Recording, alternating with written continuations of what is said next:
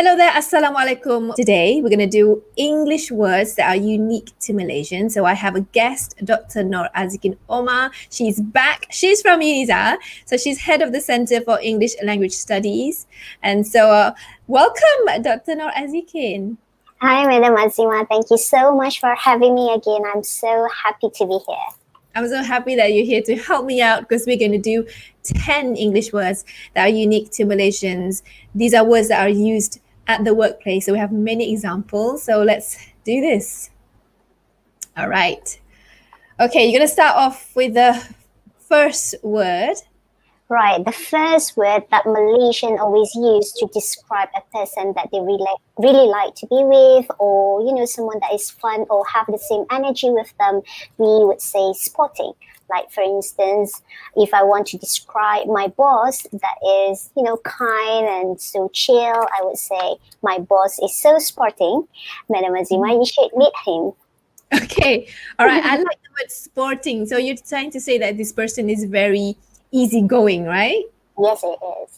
Okay, so the words that we use is either easygoing or kind or fair or generous, or my favorite, he's very cool. But that's slang, right? He's very cool or he's very chill, all right? Because normally sporting is related to sports. Like, for example, football is a major sporting event. Or if you do want to describe something, it's always related to sports. Like, for example, the game was played in a very sporting spirit. So it has nothing to do with a person's characteristics of being easygoing. Yeah, okay. So it's quite interesting to know, actually. All right. Shall we go to the next word? So this one is also related to sports, which is tackle. Right. For instance, if I am interested with that person, and then I want to approach him, I would say I would tackle him. Or if I want to warn my friend, I would say, don't tackle her. She's married. Okay, all right. Yes, tackle is another word that's related to sports. Like, for example, we tackle the ball, or we tackle a player to make the player fall to the ground. Tackle, instead of tackle to mean flirt, right? F-L-I-R-T. So if you want to say don't tackle her, you can say something like this: don't hit on her, or do not flirt with her, or just say stop flirting with her, she's married. Okay, all right. Yeah, tackle may be quite violent to some people, isn't it? Yes. Okay, what's the third word? Right, the third one is liquid. So this one, this word I always use when I was young, when I have access to liquid paper. Okay, like for instance, if I made a mistake on a document, I would say, let me liquid this because I've made a mistake. Yeah. Okay. So it means Malaysian will understand that it means, okay, take the liquid paper and then just erase the mistake. Okay, if you have liquid paper, right? If we okay. do, All right. So if you want to you want to correct somebody's mistake, you can say, let me correct that. Okay. Right. Or if you have access to a computer, you can simply delete it. So you can say, let me delete that, or let me edit this, or even let me fix the mistake. So correct, delete, edit, or fix. We don't really use the word liquid, right?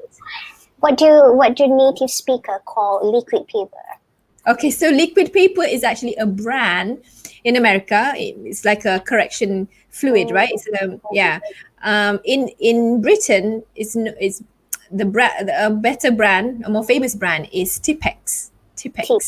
Okay. Yeah, that's during my time over there. So yeah, if you say let me liquid this, what are you trying to say? You're gonna put water on it, or oil? Yeah, okay. We're gonna put some liquid paper on it. Right. Okay. Shall we go to the next word? Okay. Right. The next word is sound. Okay. It's mostly used in when you converse in English or in Malay. Right. You would say, my boss sound me in front of my colleagues, which means that your boss make loud noise, angry at you, scream at you. So that's why we use the word sound, which connotates negative situation. Okay, so sound here, anger, right? That's the angry sound that you're trying to explain. Okay, well, we understand sound to mean like the sound that you hear, the sound of birds chirping, the birds. Yeah, so you don't really use to mean the sound of anger, but instead, if you want to say the boss yelled at me, that would make more sense. Or my boss shouted at me, or even worse, my boss screamed at me in front of my colleagues. So you can hear the anger there, but it doesn't make sense to say sound.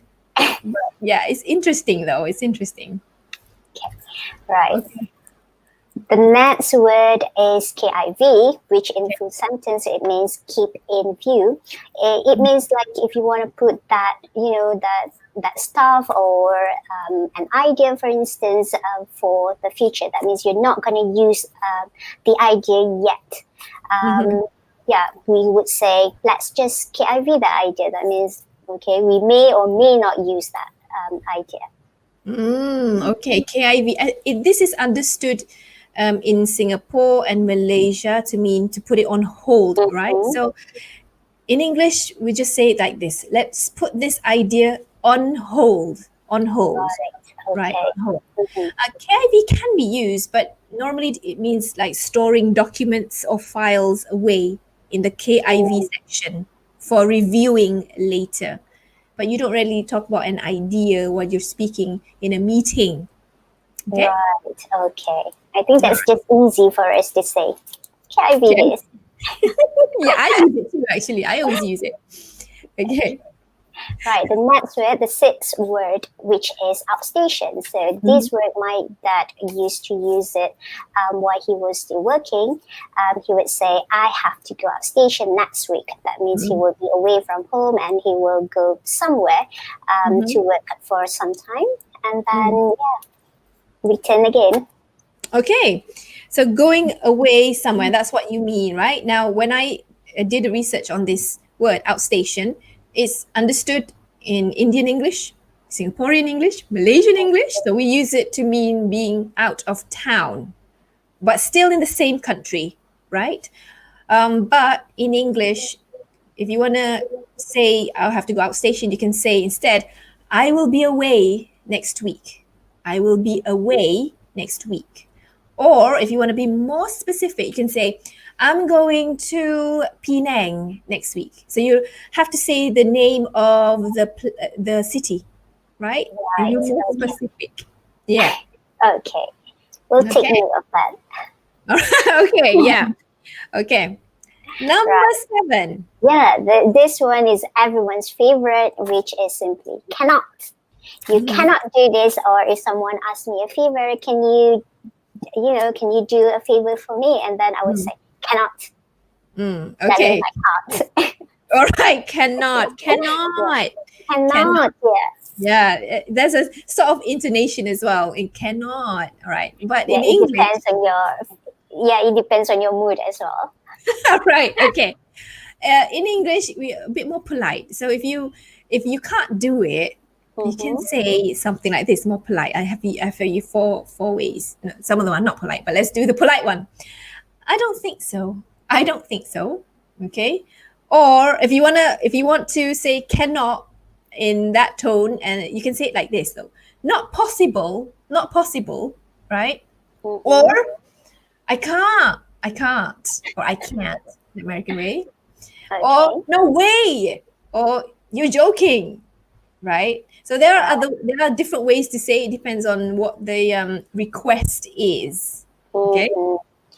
Right. So if I say cannot, does it mean that I am being impolite?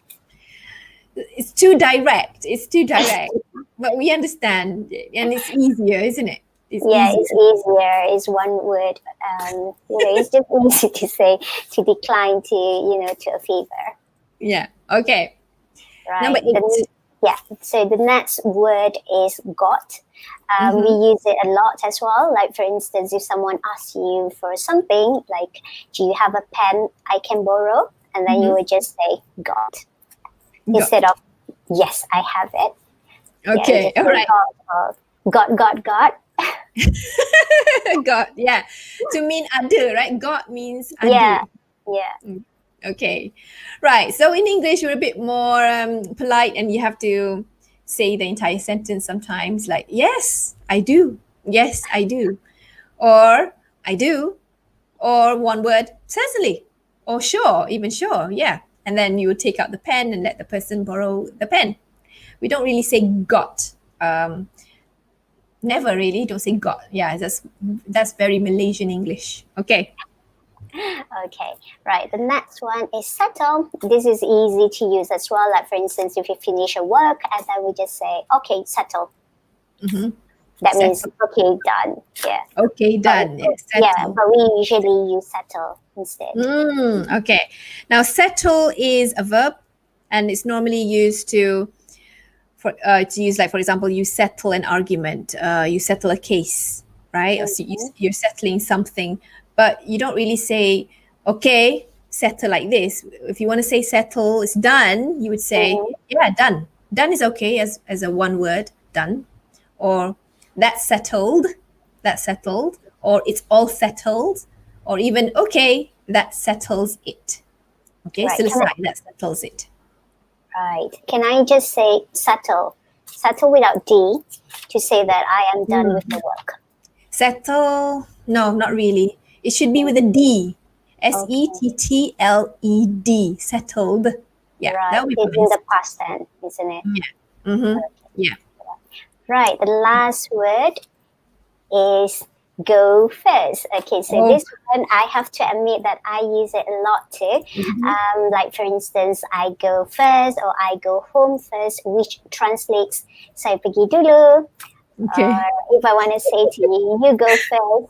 Yeah. Okay. I use it too. I love using it. I go first. It's like very polite. Kan? Saya pergi dulu ya. Minta izin, minta kebenaran. I go home first, or I go first. Right. If you want to say that you're going to leave, there are other ways to say it. For example, I'd better be off. So be off. Or I'd best be off. Be off again. I'll be off then. Or I like this one. I've got to go. I've got to go.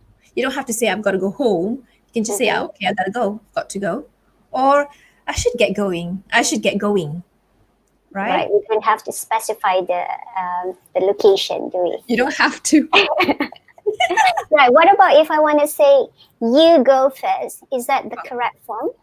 That's okay if, for example, in a meeting, like you can say, you go. Why don't you go first? I'll go after.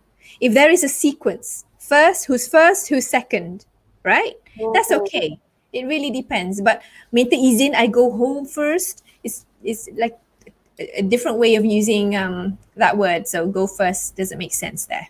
Okay? Right, okay. All right. I think we're done. 10 words. That was great. Thank you so much, Dr. Azikin. Thank you so much for inviting me. It's been fun to learn these words with you. All right, it has. So let me just do a recap. The 10 words are sporting, tackle, liquid, sound, KIV, outstation, cannot, got, settled, and go first. And I think it's time for us to go first as well. All right. So guys, I hope that has been helpful. You can tune in next week for more English. So see you guys